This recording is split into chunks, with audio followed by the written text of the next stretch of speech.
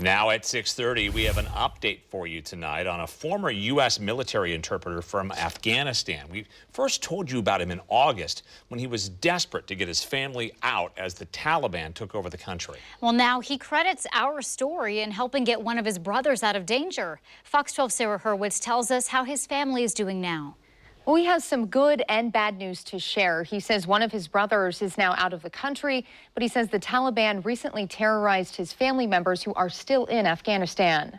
In August, he spoke to our station in a silhouette and under the name John. Now we're seeing his face and learning his name, Nasirullah Safi. Why are we seeing your face today?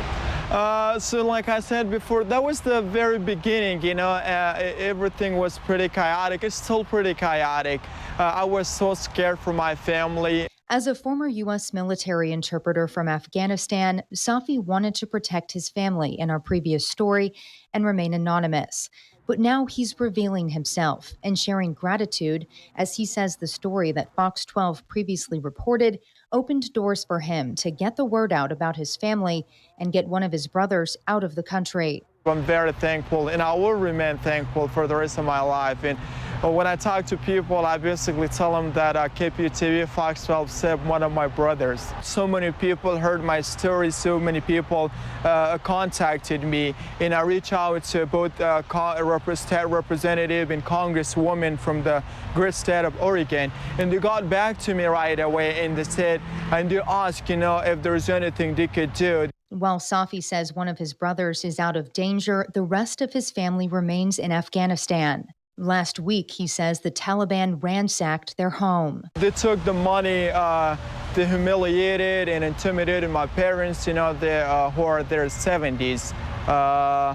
They were terrified. My family members, my sisters, and the kids were at home. Safi says no one was physically hurt. His brothers, who he says also worked for the American troops, were not there.